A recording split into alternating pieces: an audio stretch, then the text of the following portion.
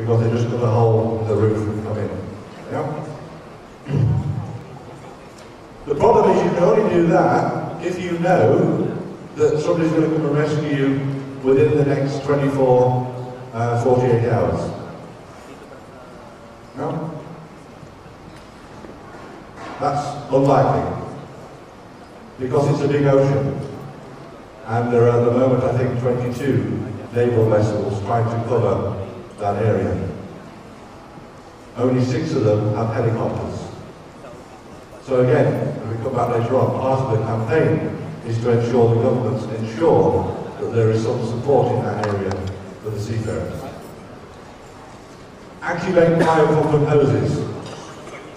Very difficult to squirt people with water when they're firing guns at you. But obviously if you can fill their skiff with water, it's going to sink. Or they might move away. Usually, if they're unable to board within 30 to 45 minutes, then they'll give up and they'll go and look for somebody else, where it's easier. So within BMP3, there are all sorts of recommendations that you can do to your ship to make it safe.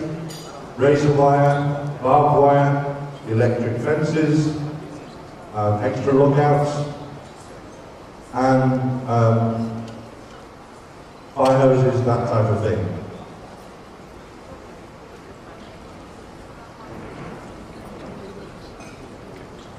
One seafarer said to me, we had everything in place, and it didn't make any difference. They just came up the side of the ship like monkeys.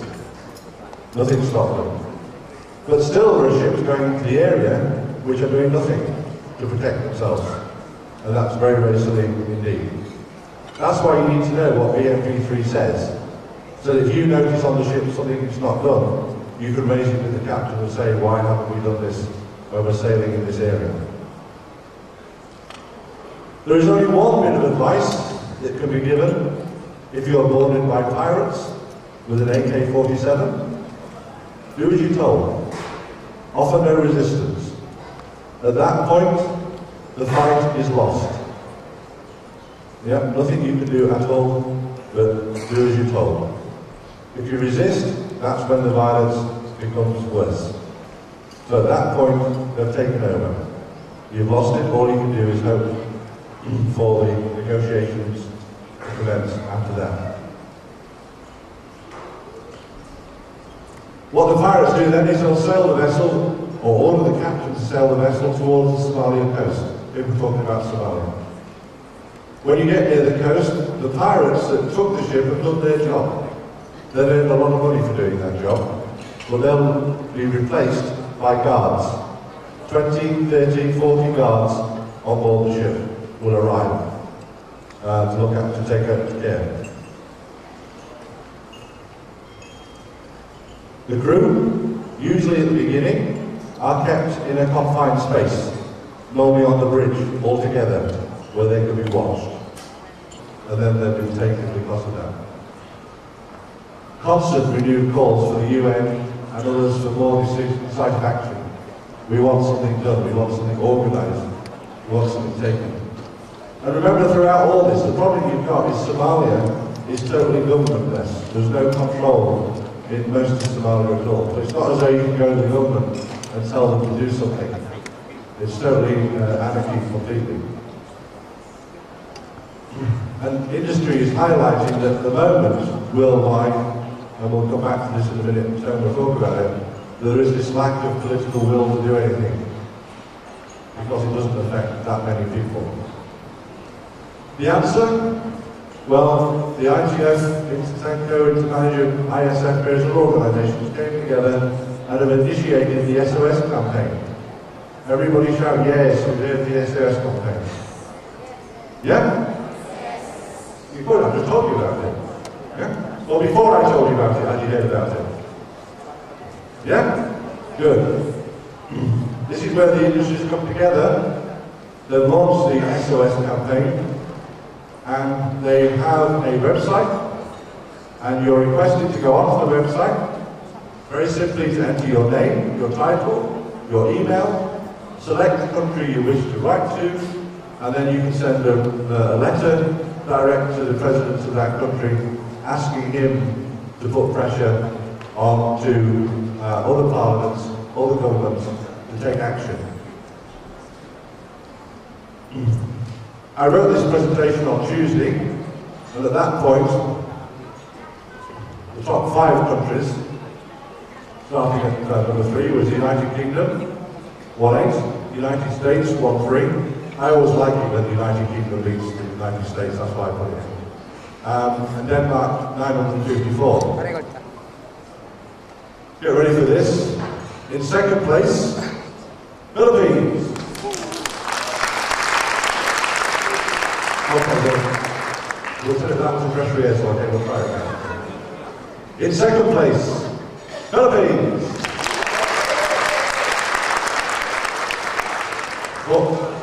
4,837 of you have sent letters. And the top place goes to, anybody guess? India, with 4,996. So we have to do something about that. Yeah? So we started doing something on Tuesday. In fact, I think it was Monday that we started. So I had a look last night, at midnight, to see what had happened to the figures.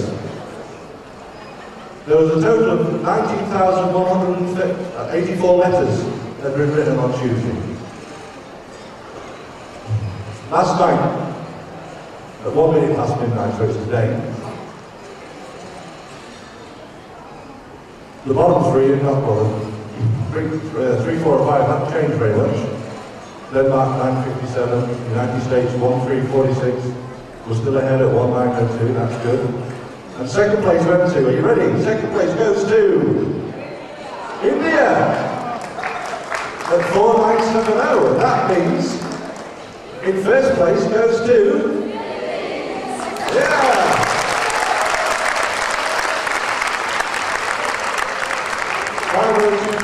But of course, it's now 2:30, is it? Yeah? This was midnight.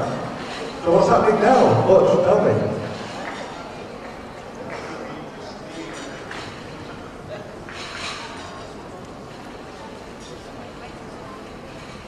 It's got to go outside because we haven't got a signal. And I hope by this time tomorrow, if not tonight, we're going to push that figure over 20,000. You all going to help me? Yeah? Okay, because the world is watching us. The people that organise the campaign have promised that they will watch what happens. And we want to push it over that 20,000. And if we do that because the Philippines has done it, that's good news. And now I'll go to India and tell them to do the same. And we'll keep happening. Yeah? You may think it doesn't have any effect. There's always a feeling about that. Our project came out the idea that last September we delivered 1 million signatures to the United Nations demanding that they stop piracy and took action. From that, this program started and our program started. Because of those 1 million signatures, the majority were from seafarers. And so we take that very seriously indeed. So our program, the Maritime Piracy Humanitarian Response Program, is a big program. But as I said, it involves all the shipping agency, ship owners, union, managers, planning agents, insurers, welfare associations, all working together. And our single aim is to assist seafarers and their families with the humanitarian aspect of a traumatic incident caused by a piracy attack, armed robbery, or being taken hostage. Those are our partners. Those of you who know the industry will recognise there is IMEC, there is BIMCO, Intermanager, ICSW. The Seafarers Trust has funded the first year along with the TK Foundation. Intercargo. Unusually, and I think those in the industry know this, the UK P&I Club are supporting us. And the council of the P&I clubs also are working with us in this because they too are concerned. As I said at the beginning, it's one of the very few programs within the maritime industry where all partners are working together with the one aim of achieving a response that will help seafarers and their families. There are at the moment a team of three of us, myself, Tone and Alex, who is on the stand at the moment. And we operate from the UK, but we travel quite a lot. And then we're using a series of consultants, Dr. Marion Gibson, Dr. Alistair Hull, and Dr. Callum Humphreys, who are psychological and psychiatrist experts who are helping us very much in what we're trying to do with our program. But I'm going to have a rest, perhaps Tone wants to take over. Thank you very much, Roy. Tom and Jerry, who's the little one? Tom is the little one. Okay. Then I try to be Jerry. I only put a little bit on paper that I want to read, and the rest I will follow my presentation, but I always forget to say the most important thing. Being on such a wonderful event is a privilege that we are invited here. We'd like to be here to inform you about our program, but most important is to thank you that you invited us. Based on our contacts and many talks with your colleagues, seafarers, we developed this program, and that's very important. Without the help of the seafarers, we could not develop this program, but also, and that was something we discovered, we also needed the help of the seafarers' wives, the seafarers' families, and they informed us, and that's why we were motivated, and that's why we were informed to develop the program I'm going to tell you about. That's, I think, the most important thing I wanted to say. Our program is about people. Roy did the better part of this presentation, talking about piracy, talking about problems, talking about what's happening nowadays. And on such a cheerful event like this, yeah, unfortunately we have to inform you also about what's happening in reality. And I'm very glad that my boss did this part of my presentation, and I can go to the better part of the presentation. And the better part of the presentation is what we're trying to do, how we want to support seafarers, but also seafarers' families who are affected by piracy. So our focus, the focus of in our program is on people.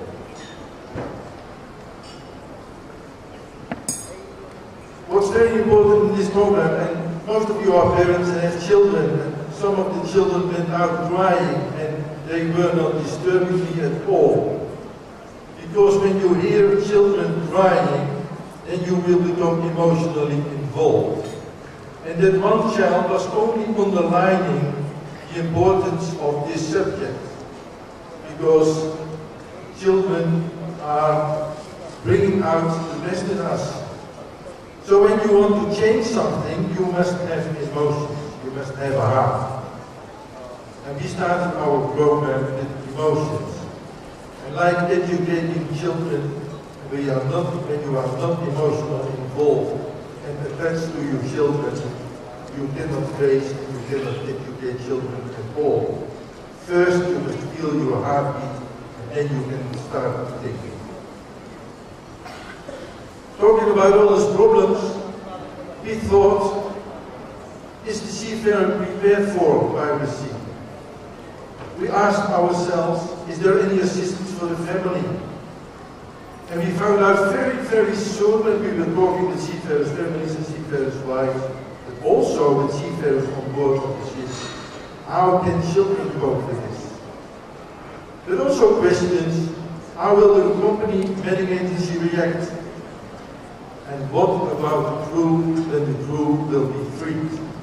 These were the questions, and I think these questions are very emotional, but they are the start of our program. I am sorry. Maritime piracy is a reality for a small number of seafarers and their families. But it's a reality. I'm sorry, I cannot change that feeling.